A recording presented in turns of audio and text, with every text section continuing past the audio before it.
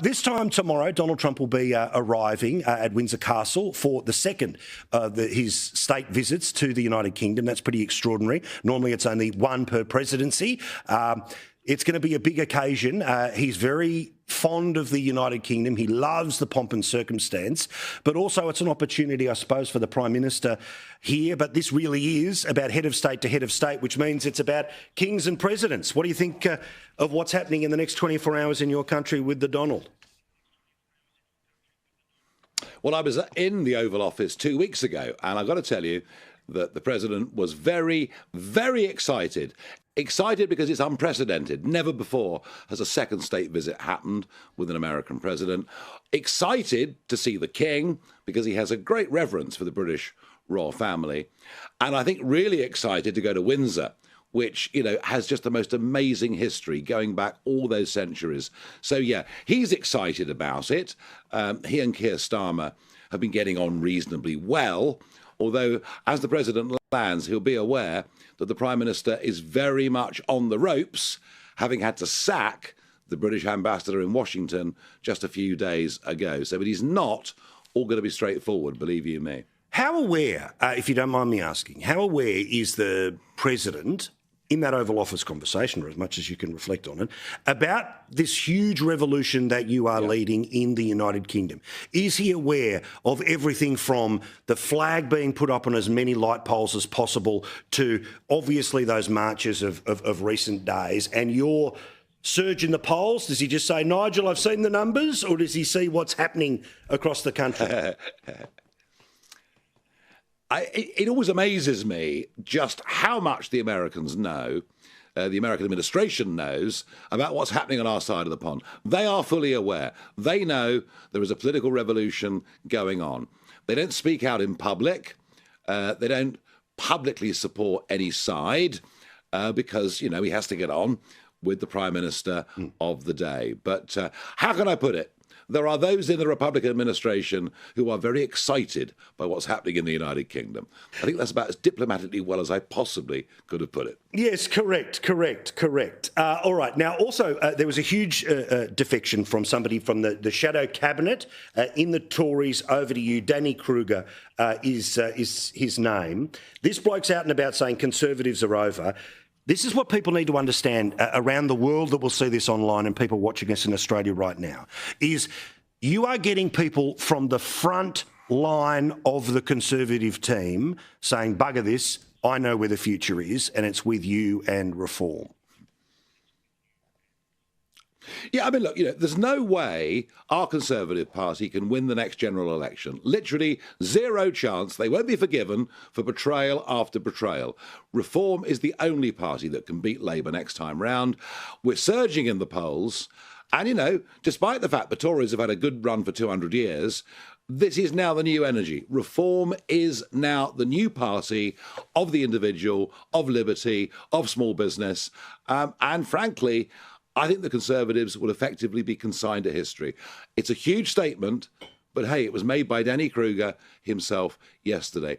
And the other thing that's amazing is that at the same time the Tories are collapsing, the Labour government is plummeting in the polls as well. Big change is coming to the old country. Yeah, I mean, it is so many different factors and there are so many different straws that are breaking the camel's back, right? The establishment and the machine and all the rest of it. And I can't help but think that, you know, every now and then when the news gets to places like ours about some, you know, bloke who's tweeting something as a British citizen who's in the United States, tweets something but then gets arrested at the airport for what they've tweeted because it's hate speech. Like, there's a whole series of things that I think, and obviously a lot of distance between now and an election to talk about it, but do you think that the expectation as part of the revolution right now is that if you had the reins of government, these sorts of laws disappear? That there's a whole, have you got a hit list of stuff that isn't just about immigration, but that is about this stuff about criminalising what was popular thought 10 years ago?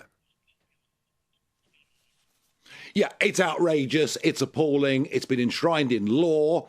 It gives the relevant minister the most incredible power over what we are allowed, not allowed to see, what effectively what punishments can be given out. And it's amazing. We're living in two-tier Britain with two-tier policing, two-tier justice under two-tier care. And we will abolish the legislation, get rid of the whole blooming lot, and go back to what it was. You can say what the hell you like, even if it causes offence, provided it does not incite violence. And here's where it all goes wrong. After the horrific murder of my friend Charlie Kirk last week, things were said about me on TikTok on Friday. Literally, why don't we kill him as well? And yet the police have chosen not to prosecute. What? If I made a joke about the trans community, if I made a joke about the trans community, I'd probably have been banged up. The whole thing, it is all become political. It's all become two-tier. It's all wrong. And the country increasingly knows it. And that's why the flags are going up on every motorway bridge, on lampposts. It's why people are painting St George's crosses on roundabouts all over the country. We are sticking a collective two fingers up to the establishment. We're saying we've had enough of being talked down to. Had enough of you calling us far right. Had enough of you telling us to be ashamed of our history. Something very big is going on. Have you had to beef up security since what happened to Charlie Kirk? Because you are very visible, right? And, you know, God forbid anyone even thought about it. But what do you do? Because it's part of the Westminster democracies, the traditions is that you are meant to be hand to hand. People are meant to be able to tell you off or give you a hug. All right, it is a retail politics. But have you had to beef up? So what I do, Paul, I tend not to pre-announce where I'm going. Right. If I say I'm going to appear at this shopping centre at 10 o'clock, then that gives people who wish you ill time to prepare.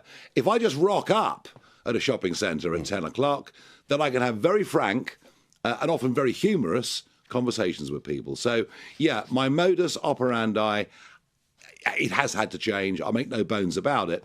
I still get out and meet people, but I have to just deal with it in a very different way. There is, and you know this as well as anybody, we on the centre-right of politics think those on the hard left are a bit batty.